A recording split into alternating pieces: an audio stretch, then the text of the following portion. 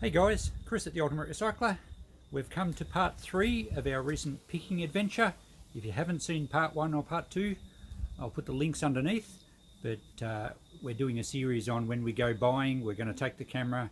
We're going to show you all the treasures we find. A bit of a American pickers style, but we tend to buy in bulk. So we won't just pick out a couple of bargains. We'll make an offer for the lot. And that way you never know what you're going to find. So this is part 3. We're going to go through some facts and figures, show you how we went, and we'll give you, as we have done in previous ones, a top 10 of the best treasures we found. Now, as you'll remember, if you saw the first couple of parts, we went on a bit of a trip. It was about an hour's drive, and we got to the property, had a look around. We had a quick look the week before, but you can see there's a lot of stuff in the shed we had to go through.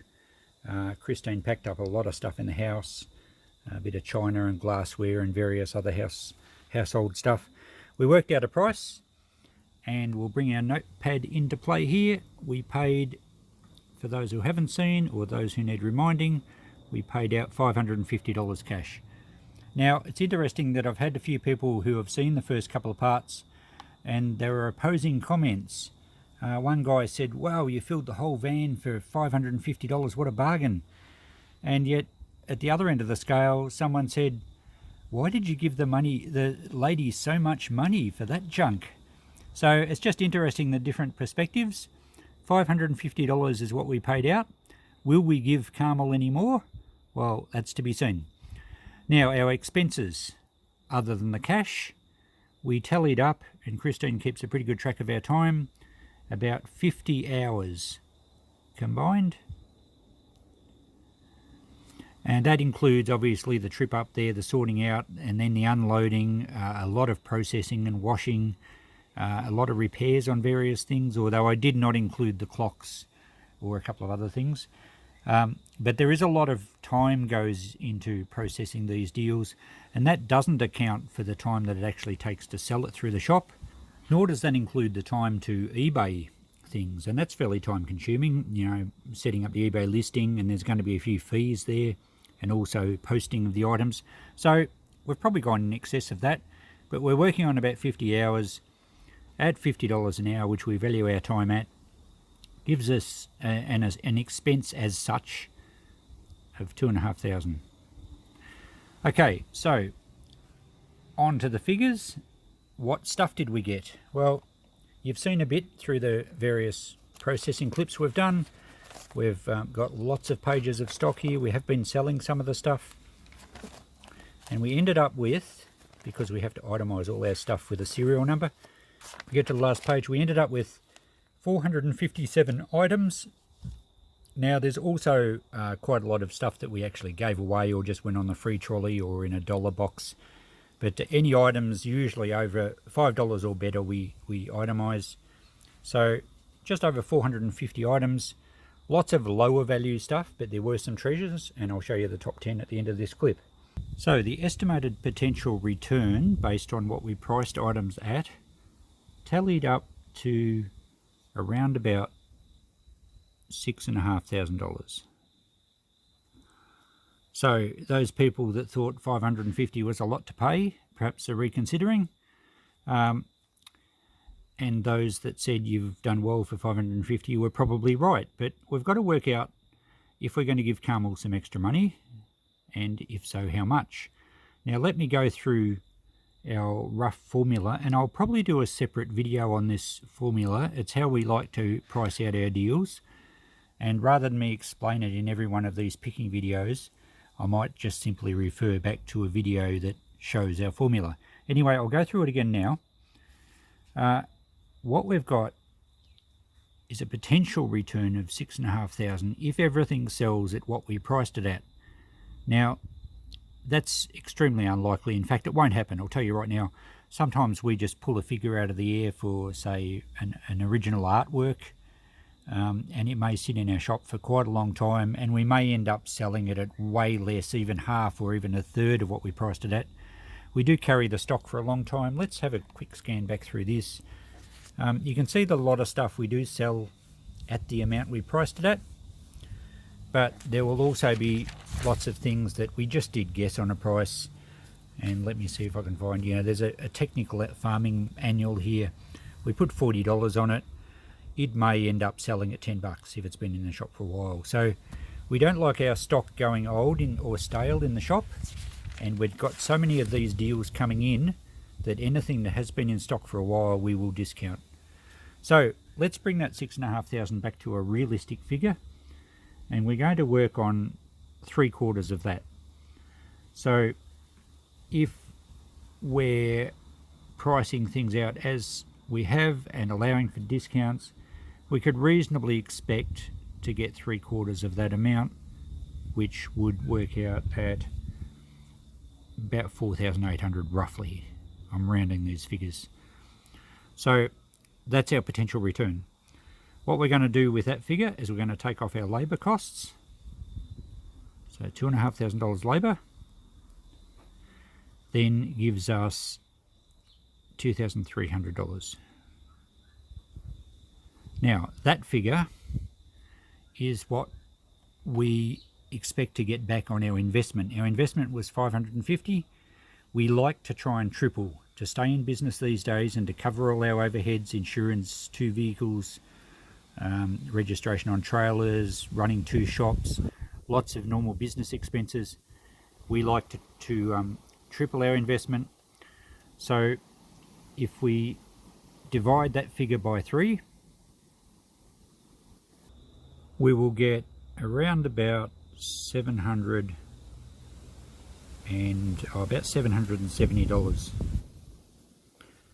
So that, according to our formula, that figure is what we would like to pay for a deal like this. If we pay more than that, we're really, we're not so much cutting it fine, we're still making money, but we have kind of a level we like to work to. We are spoilt for jobs. We knock some back. We get way too many jobs than what we can handle. It makes business sense to go for the better ones. So obviously if we've got to pay too much, we'll say, look, no thanks, call someone else, we'll go off to another job. And likewise, if we pay a lot less, we're prepared to give money back. And that's where we're up to now. 770 reasonable expense less 550 that we did pay leaves a figure of $220. It may not seem much in the scheme of things, but we're going to contact Carmel and go and give her $220 in cash extra, which I'm sure she'll be chuffed with.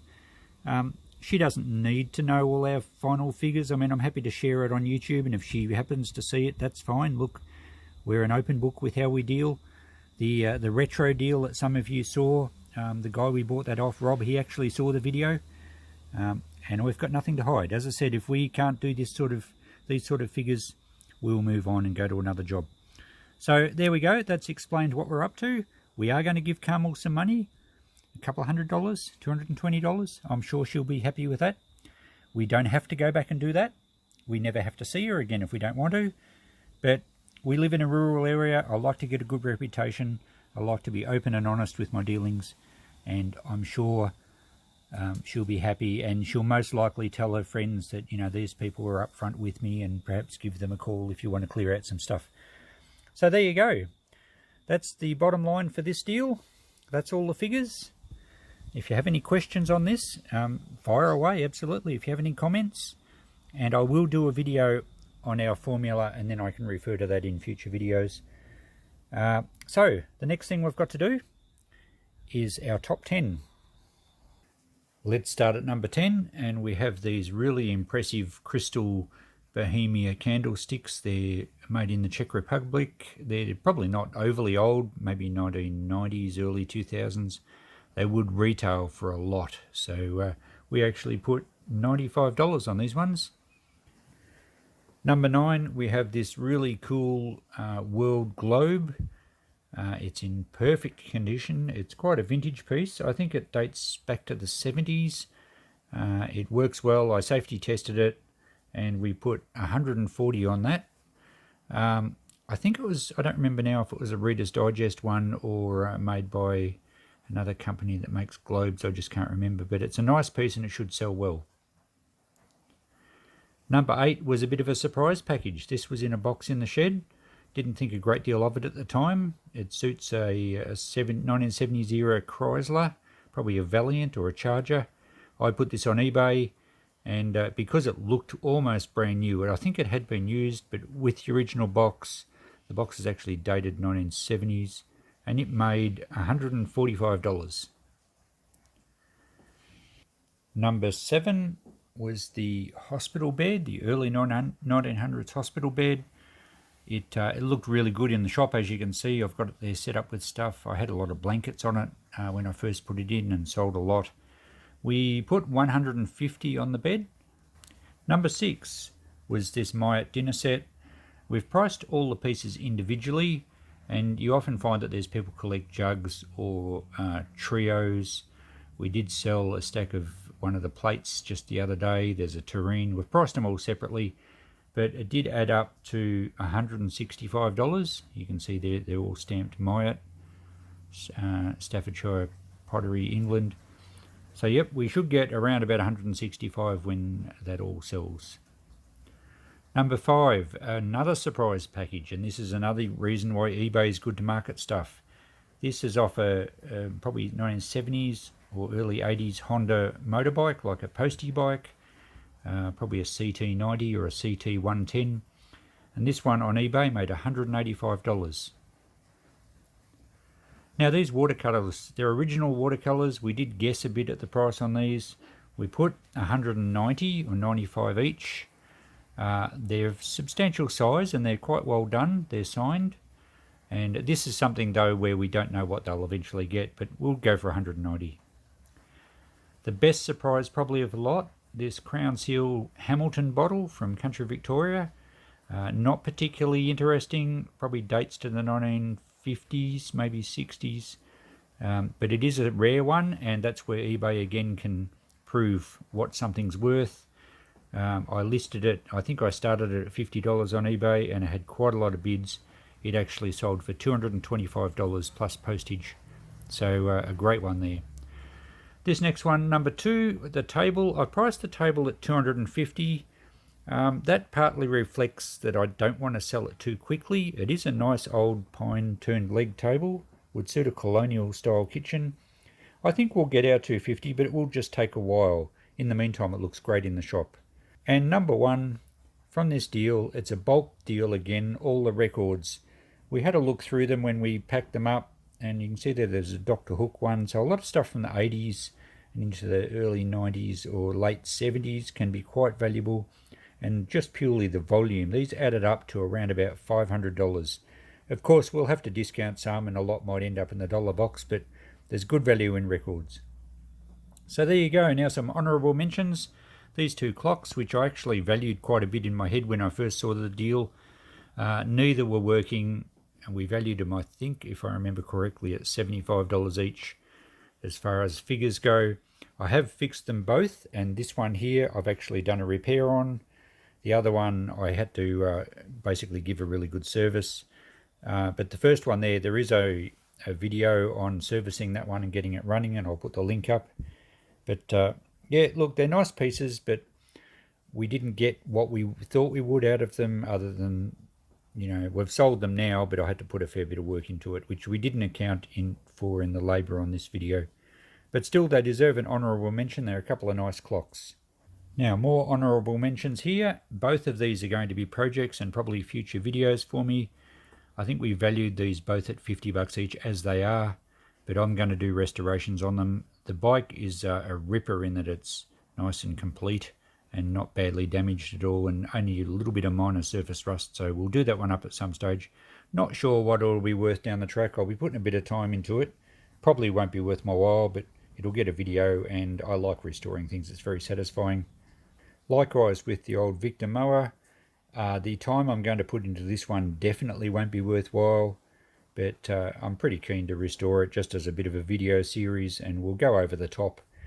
But we've only valued it at $50 as far as this video goes. But still, it's nice to have a few projects lined up. I think I'll only have to live about 5 lifetimes to get them all done at this stage. And the last honourable mention is this vintage early 70s AWA turntable. It's only really of interest because it's a quadraphonic sound unit. So it's got a few issues, and again, this will be a future project. So the honourable mentions in this deal are ones that I've actually put aside, and they will be projects down the track. We didn't value this very much as it is because it does not work and it has a few issues. But anyway, that concludes our top 10 and honourable mentions. So thanks for watching that, guys. That concludes another Pickers video. I hope you're enjoying this series.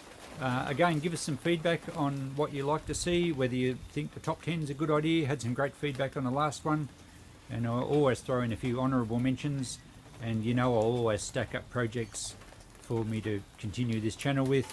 Just ticked over 4,000 subscribers, so I appreciate everyone's support. Welcome to all the new subscribers, and I'll see you in the next video.